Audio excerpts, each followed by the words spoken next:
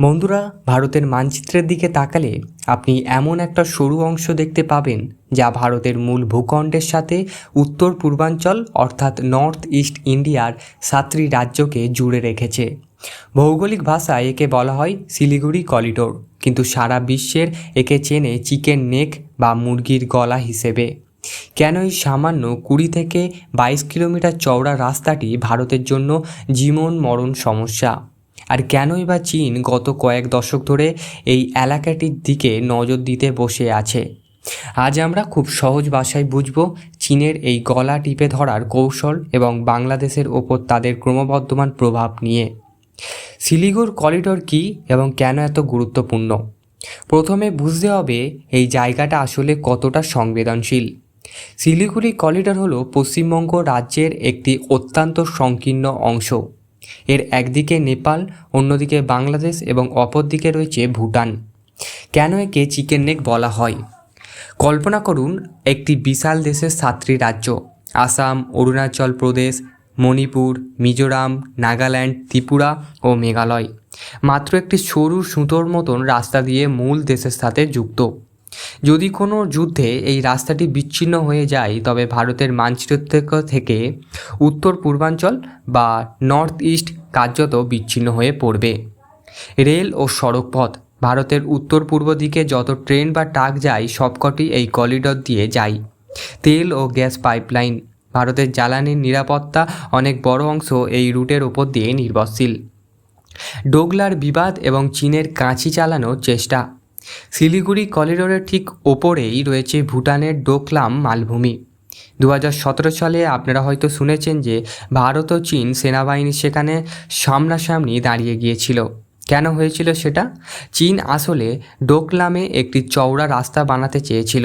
যদি তারা সেখানে রাস্তা বানিয়ে ফেলে, তবে চীনা কামান বা মিসাইল সরাসরি শিলিগুড়ি করিডোরকে টার্গেট করতে পারবে। যুদ্ধ শুরু হলে চীন যদি মাত্র 20 কিলোমিটার রাস্তা দখল করে নিতে পারে, তবে ভারতের মূল সেনাবাহিনী উত্তর পূর্বাঞ্চলে পৌঁছাতে পারবে না। একেই বলা হয় চীনের cutting of the neck strategy. উত্তর পূর্বাঞ্চলের নিরাপত্তা যেমন চীন, ভারতের উত্তর পূর্বাঞ্চলের নিরাপত্তা চীনের জন্য সবসময়ই একটি তুরুপের তাস। চীন দীর্ঘকাল ধরে অরুণাচল প্রদেশকে নিজেদের অংশ বা দক্ষিণ তিব্বত বলে দাবি করে আসছে। চীন এখানে কী চাল চালছে?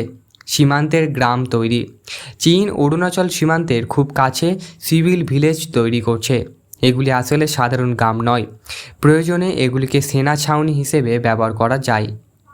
বিচ্ছিন্নতাবাদী গোষ্ঠীকে মদত: ইতিহাস বলছে উত্তর পূর্বাঞ্চলে অনেক বিদ্রোহী গোষ্ঠীকে চীনা অস্ত্র ও প্রশিক্ষণ দিয়ে সহ্য করেছে, যাতে ভারত ঘরে থেকেই ব্যস্ত থাকে।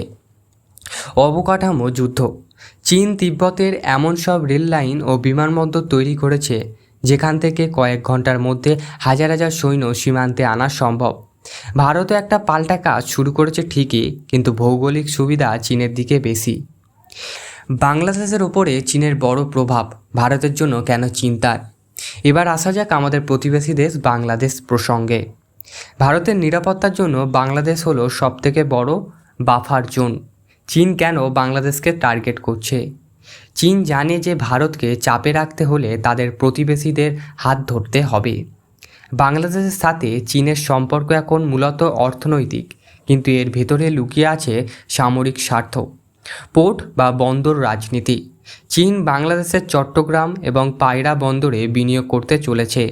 যদিও ভারত এতে সতর্ক, কিন্তু চীনের বেল্ট অ্যান্ড রোড ইনিশিয়েটিভ বা BRI এর মাধ্যমে বাংলাদেশে কোটি কোটি ডলার ঢুকছে।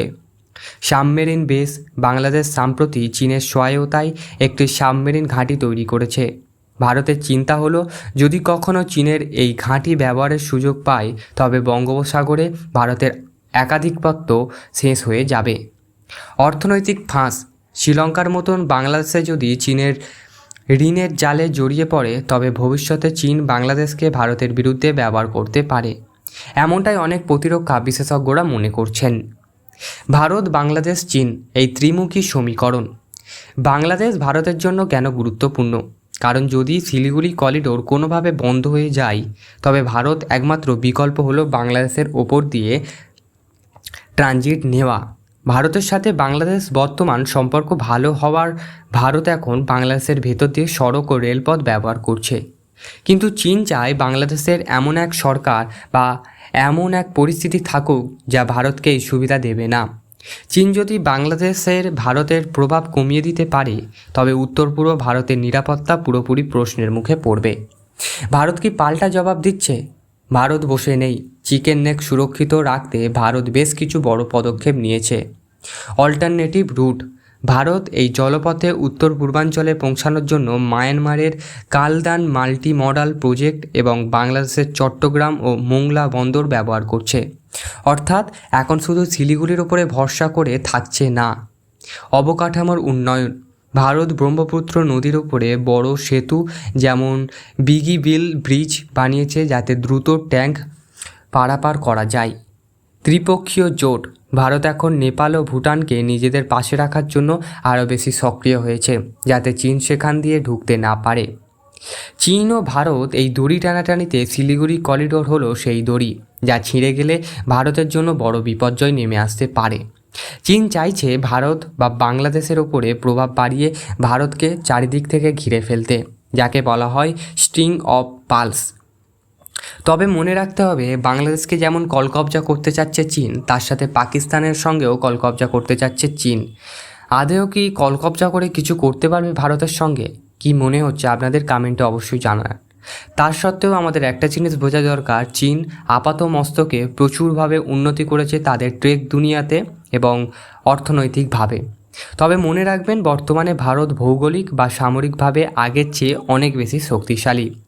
বাংলাদেশের সাধারণ মানুষ ও সরকারের সাথে ভারতের গভীর সাংস্কৃতিক ও ঐতিহাসিক সম্পর্ক চীনের জন্য সবথেকে বড় বাধা।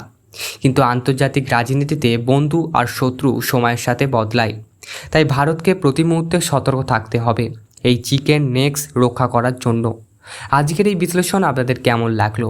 আপনারা কি মনে করেন চীন কি সত্যি কোনোদিন চিকেন নেক বিচ্ছিন্ন করতে পারবে? কমেন্টে জানান আপনার মতামত। ভিডিওটি ভালো লাগলে শেয়ার করুন। ধন্যবাদ এবং সাবস্ক্রাইব করতে ভুলবেন না আমাদের চ্যানেলটিকে।